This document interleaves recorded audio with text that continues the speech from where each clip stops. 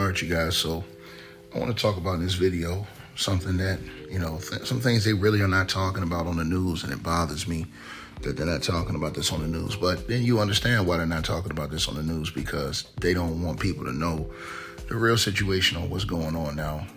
Let me divulge and dive into this real quick, and that is the reason why the United States of America cannot, invade Iraq with, ground troops. And I've told people this 1,000 times.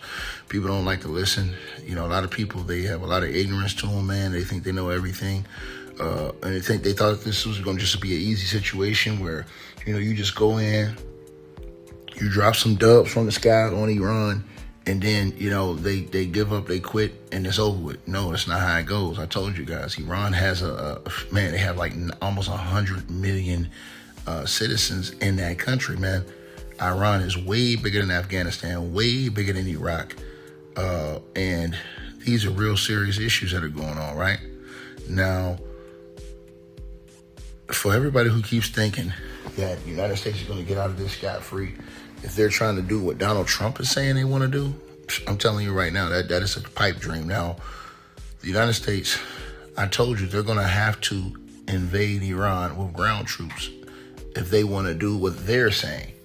But it's not possible for them to invade Iran with ground troops. And the realistic reason why it's not possible, you guys, is basically due to a combination of like the geography, the military realities, economic risk, political costs, and historical lessons of dealing with this region in this area, right?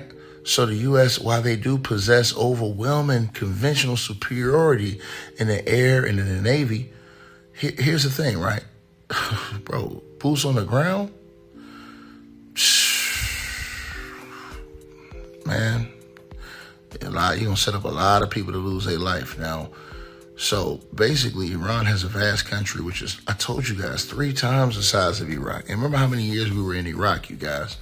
And Iran's country is dominated by rugged mountains, deserts, and limited access routes into, the mainland.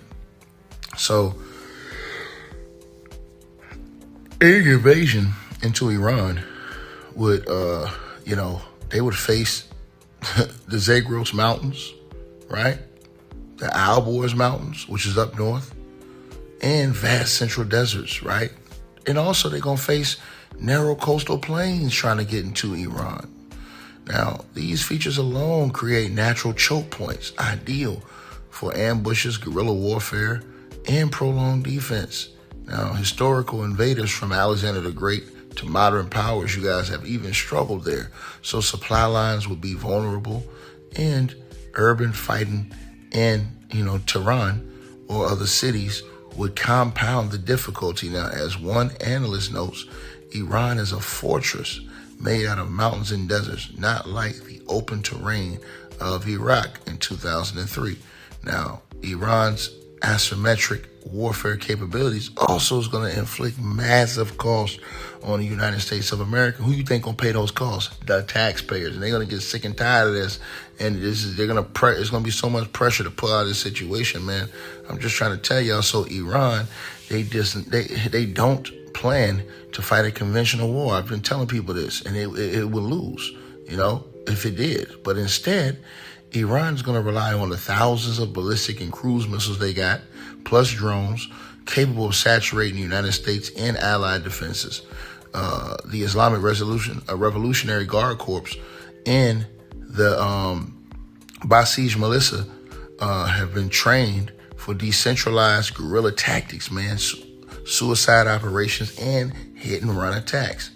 Now, the proxy networks, though, they've been weakened recently, for the regional strikes, this as well. But even if initial airstrikes degrade command structures, right, remnants would regroup into insurgencies, and the United States would, the forces on the ground, they would basically face, a serious problem, man, similar or worse than what they saw in Afghanistan or Iraq, with high casualties, y'all, from the low-tech but effective weapons, right? And so also Iran, here's another thing, they border right? The narrow Strait of Hormuz, through which 20% of the global oil, you guys, and significant LNG flows through there daily. So Iran has repeatedly threatened and prepared to close it using mines, anti-ship missiles, and fast attack boats and swarms. So closing or disrupting that strait, even temporarily, as you've already seen, will spike oil prices worldwide, right? What are they saying about the oil prices now? Over $100 a barrel, easy, skyrocketed. Now, it says harming the U.S. economy, right, is what this would do, right? Allies and global markets far more than the benefits of an invasion of that country. So this economic weapon is often cited as deadlier than direct military confrontation, you guys, right? And I'm telling y'all what it is, man. Also, you have the logistical and force requirements that are basically prohibitive in this situation, man. And I'm telling y'all something. A full invasion will require hundreds of thousands of U.S. troops, massive, right, pre-positioning and sustained supply lines across that hostile terrain, far beyond current U.S. posture in that region. So recent operations have relied on air and naval strikes because ground forces are not scaled for occupation. This is not Venezuela. See, I'm trying to tell y'all this right now. This ain't Venezuela, bro. So building up that force would take months, and it would give Iran time to prepare and lack sufficient regional basing, right? Many Gulf allies, they're hesitant due to the retaliation risk involved in this situation. Then you have the what? You have the domestic, political, and international blowback that comes from this stuff, y'all. So basically, United States public and political will post-Iraq and Afghanistan wars, America will have, American citizens are going to have little appetite for another massive ground conflict with high casualties and no clear victory in sight. Regional chaos is going to happen, you guys. I'm telling y'all all of this. This is absolute facts what I'm giving y'all, right? So when we talk about regional chaos, right? So basically the regime collapse would lead to civil war, refugee crisis, loose nuclear material, or fragmented power worse than post-Saddam Hussein in the Iraq era, right? Then you have international isolation, so no broad coalition exists. Actions risk alienating partners and escalating with the Russia and China backers, right? Which is a whole different situation that Donald Trump and these clowns are not thinking about. And the opportunity cost, you guys, resources diverted from other priorities, right? Which is basically the China competition. So basically, at the end of the day, you guys, let me just say this. The U.S., they can do all the airstrikes they want, right? They can do that, right? Or they can do limited operations, okay? But a full invasion and to conquer and occupy Iran? Nah, it's not happening, bro. You know what I'm saying? Economically, it'll destroy the United States and the world, to be honest with y'all. And it's strategically self-defeating, right? And so it will resemble another Iraq war on steroids, right? Be very costly, endless. And, ultimately, all the people who have supported Donald Trump and backed him will end up turning on him from all the loss of life, the, state of of gas prices, oil prices, in the economy. These are facts. They don't want to tell y'all this. Y'all let me know what y'all think, man. Try to tell y'all.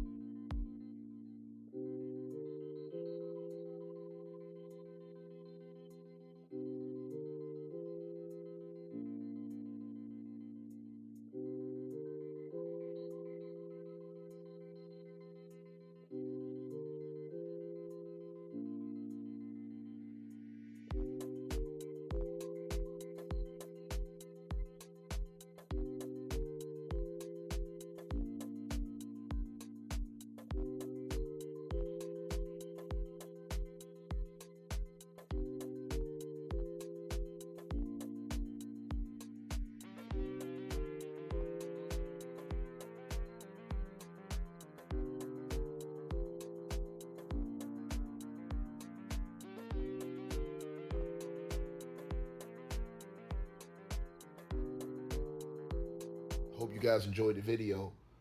Make sure y'all click those links below. Subscribe to the podcast show. You can donate support to the channel, Cash App, PayPal, or buy that weight loss formula. All the links are below. Peace.